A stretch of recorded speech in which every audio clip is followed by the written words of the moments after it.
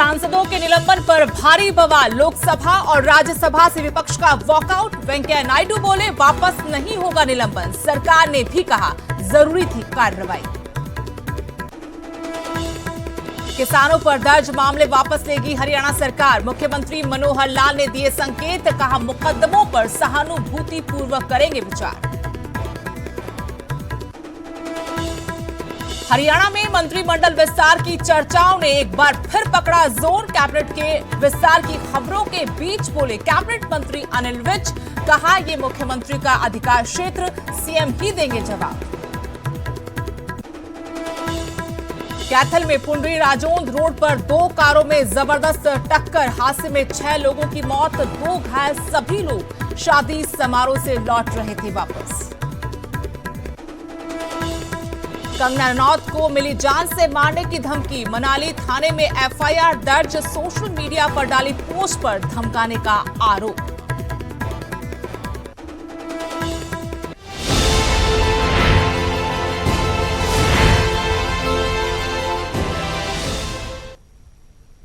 नमस्कार, स्वागत है आपका। आपके साथ मैं हूं स्तेश नैन मोर। बुलेटिन की शुरुआत करेंगे बड़ी खबर के साथ।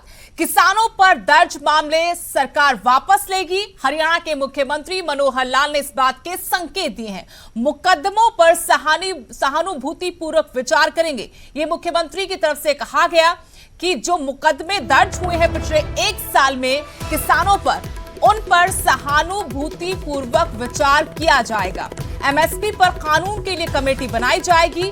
इसके अलावा हरियाणा बीजेपी अध्यक्ष ओम प्रकाश धनखड़ ने भी कहा कि किसानों पर दर्ज मुकदमे वापस होंगे, लेकिन दोनों ही नेताओं ने यहां पर इस बात का भी जिक्र किया कि जब तक किसान आंदोलन खत्म करने पर बात नहीं होगी, तब तक सरकार इस पर कुछ भी आखिरी फैसला नहीं ले पाएगी। ऐसे में इंतजार किया जा रहा है किसान नेताओं की तरफ से आखिरी फैसले का, किसान आंदोलन के खत्म होने का इंतजार, और हो सकता है उसके बाद इस बड़े मुद्दे पर, क्योंकि ये मांग भी किसानों की कि जिन किसानों पर मुकदमे दर्ज हुए हैं उन्हें खत्म किया जाए, उन्हें वापस लिया जाए। ऐसे में हरियाणा के मुख्यमंत्री मनोहर लाल ने संकेत दिए हैं कि किसानों पर दर्ज मुकदमों पर सहानुभूतिपूर्वक विचार किया जाएगा। देखिए, ये ठीक है कि वो राज्यों का ही अधिकार है, और हमने उसका जो डाटा है वो भी मांगा है कि कितने किसानों के ऊपर मुकदमे हैं, कितने केसेस बने हुए हैं, कितने किसानों की डेथ हुई है। आंकड़ा थोड़ा सा वेग सा है जो ये लोग क्लेम करते हैं। अब उस आंकड़े को हम उनसे भी मांगे कि आप जो आंकड़ा बता रहे हैं आप हमको बताइए, लिस्ट दीजिए, और उस लिस्ट के बाद फिर बाद में जैसे ही किसानों के साथ फाइनल कोई बातचीत होगी तो उसमें हम हरियाणा की ओर से जो करना होगा करेंगे। लेकिन अभी तो चूंकि वो उन्होंने अपने उठने का कार्यक्रम नहीं बनाया है, ये चीज़ें होती हैं, फाइनल स्टेप होता है, और फाइनल स्टेप, फाइनल स्ट्रोक जो होगा उसमें इन सब चीज़ों पर सहानुभूतिपूर्वक विचार करेंगे। देखिए, हमारी बातचीत व्यक्तिगत जो हुई है या जो हमने अपील की है, यही किया है कि मुख्य मांग उनकी यही थी कि 3 कृषि कानून वापस होने चाहिए, वो वापस हो गए हैं। और जहाँ तक एमएसपी के कानून की बात है, उसके लिए प्रधानमंत्री जी ने घोषणा की है कि एक कमेटी बनाई जाएगी। उस कमेटी में किसानों के प्रतिनिधियों को भी लिया जाएगा, केंद्र सरकार के, प्रदेश सरकारों के लोग भी होंगे, कृषि विशेषज्ञ भी होंगे, कृषि के अर्थशास्त्री भी होंगे, वैज्ञानिक भी होंगे। ऐसे सब लोगों को मिलाकर के कमेटी जल्दी घोषणा होगी। उसमें से जो सुझाव कमेटी की ओर से आएंगे वो सरकार जो है उसको उस हिसाब से लागू करेगी। निश्चित रूप से राज्य सरकारें भी पॉजिटिव हैं, उस विषय पर आगे बढ़ेंगे ऐसा मुझे लगता है। राज्य सरकारों की सोच भी धनात्मक है सारे विषय। आपकी सहयोगी पार्टी कह रही है कि मुकदमे वापस होंगे। नहीं, मैं कह रहा लग रहा हूँ ना, मैं भारतीय जनता पार्टी का अध्यक्ष कह रहा हूँ। सहयोगी पार्टी की क्या बात है? मैं भारतीय जनता पार्टी का अध्यक्ष कह रहा हूँ कि सरकार इस विषय में धनात्मक है, सभी बातों पर आगे बढ़ेगी। चंडीगढ़ से मेरे सहयोगी अंकित दुदानी जुड़े हैं और जानकारी अपडेट उनसे लेंगे इस मामले पर। अंकित, एक तरफ ये खबरें लगातार आ रही हैं दिल्ली बॉर्डर से कि किसान कभी भी आंदोलन खत्म कर सकते हैं, दूसरी तरफ अब हरियाणा सरकार भी सकारात्मक नजर आ रही है। मुकदमे वापसी को लेकर एक सकारात्मक संकेत मुख्यमंत्री की तरफ से, तो क्या जल्द फैसला हो सकता है इस प्रमुख मांग पर भी?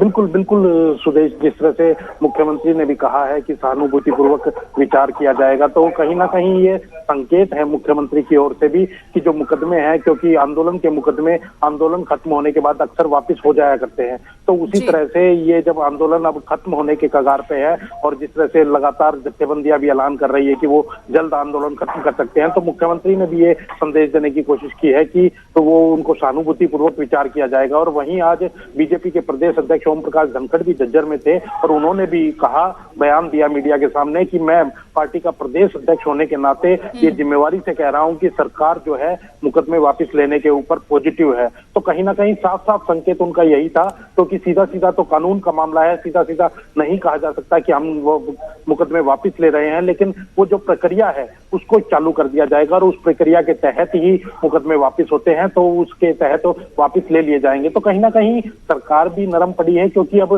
किसान आंदोलन का जहां 3 कृषि कानून वापस ले लिए गए हैं, तो उसके बाद जो मुद्दे हैं उनको सोल्व करने के लिए भी सरकार पॉजिटिव है और उनको जल्द से जल्द सोल्व करवा करके और किसानों को घर वापस भेजना चाहती है। जी, लेकिन अंकित, क्या बातचीत का सिलसिला फिर शुरू होगा? क्योंकि दोनों धड़े अपनी अपनी बातें कर रहे हैं, किसानों की अपनी मांगे, उधर सरकार ये जरूर कह रही कि वो सकारात्मक है इस मुद्दे पर, लेकिन अभी तक इंतजार इस बात का कि आंदोलन खत्म करने का ऐलान हो, और इसमें जरूरी हो जाता है कि दोनों पक्ष एक साथ मेज पर आकर बातचीत करें। तो क्या बातचीत का सिलसिला शुरू होने की सुगबुगाहट अब दिखाई दे रही है?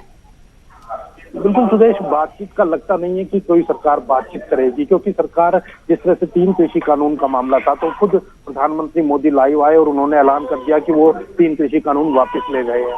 तो सीधा सीधा उन्होंने कोई बातचीत नहीं की, सीधा आकर के घोषणा कर दी। इसी तरह से जैसे कानून जो ये मुकदमे वापस लेने की बात है, तो अब जैसे मुख्यमंत्री कह रहे हैं, पार्टी के प्रदेश अध्यक्ष कह रहे हैं, दूसरे मंत्री कह रहे हैं कि उनको हम सहानुभूतिपूर्वक विचार कर रहे हैं, तो लगता नहीं है कि कोई बातचीत होगी। यही कहा जाएगा अभी कमेटी का, जैसे 1-2 दिन के अंदर माना जा रहा है कि कमेटी का ऐलान हो जाएगा, तो सारी चीजें ऐलान कर दी जाएंगी, लेकिन ऐसा नहीं लगता कि कोई बैठ करके बातचीत की जाएगी। और जब उनकी मांगे ही पूरी हो जाएगी तो और कोई मुद्दा ही नहीं बचेगा, तो किसान कहीं ना कहीं अपने आप ही लौट करके चले जाएंगे आंदोलन को खत्म करके। धन्यवाद अंकित जानकारी के लिए। तो 3 कृषि कानून वापसी का फैसला सरकार ने पहले ही कर लिया था, अब किसानों के आंदोलन खत्म करने का इंतजार। और इस बीच में हरियाणा के मुख्यमंत्री मनोहर लाल ने बड़ा संकेत दिया है किसानों पर दर्ज मुकदमे वापसी का, और यहां पर वो कहते नजर आए कि इस मामले में वो सहानुभूति पूर्वक विचार करेंगे। हरियाणा बीजेपी अध्यक्ष ओम प्रकाश धनखड़ ने भी कहा कि सरकार किसानों पर दर्ज मुकदमे वापस लेने पर सकारात्मक है।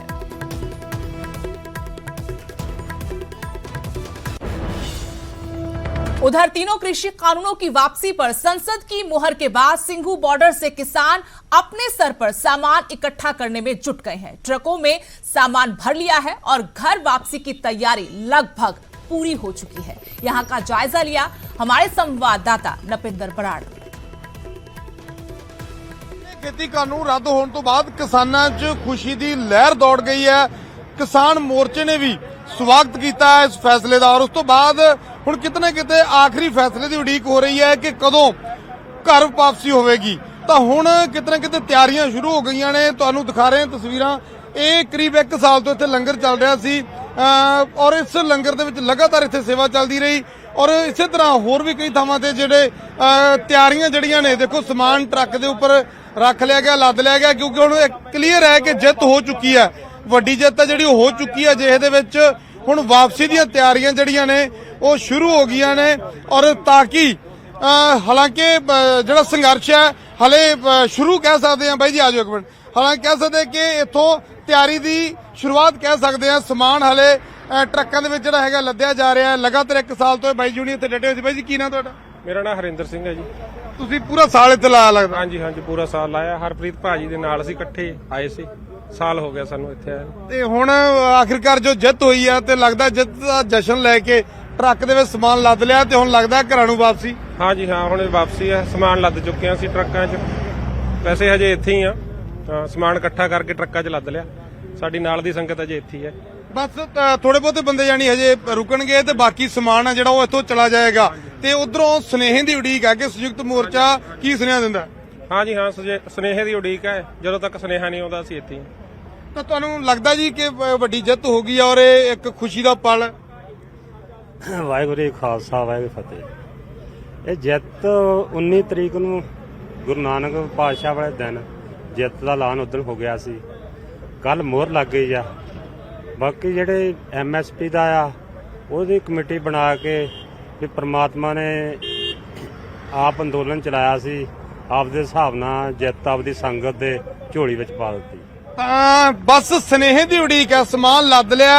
ਹਾਲਾਂਕਿ ਸਮਾਨ ਹੈ ਜਿਹੜਾ ਉਹ ਭੇਜ ਦਿੱਤਾ ਜਾਏਗਾ, ਟਰੱਕ ਭੇਜ ਦਿੱਤੇ ਜਾਣਗੇ। 1 ਸਾਲ ਤੋਂ ਇੱਥੇ ਮੋਰਚਾ ਲਾਇਆ ਹੋਇਆ ਸੀ। ਕਹਿੰਦੇ ਨੇ ਕਿ ਇੱਕ ਵੱਡੀ ਖੁਸ਼ਖਬਰੀ ਸ਼੍ਰੀ ਗੁਰੂ ਨਾਨਕ ਦੇਵ ਜੀ ਦੇ ਪ੍ਰਕਾਸ਼ ਪੁਰਬ ਵਾਲੇ ਦਿਨ ਗੁਰੂ ਦੀ ਮਿਹਰ ਹੋਈ ਹੈ ਔਰ ਸਰਕਾਰ ਨੇ ਕਾਨੂੰਨ ਵਾਪਸ ਲਏ ਨੇ ਔਰ ਅਜਿਹੇ ਦੇ ਵਿੱਚ ਕਹਿ ਸਕਦੇ ਕਿ ਤਿਆਰੀਆਂ ਹੋ ਗਈਆਂ ਨੇ ਪੰਜਾਬ ਵਾਪਸ ਪਰਤਣ ਦੀਆਂ।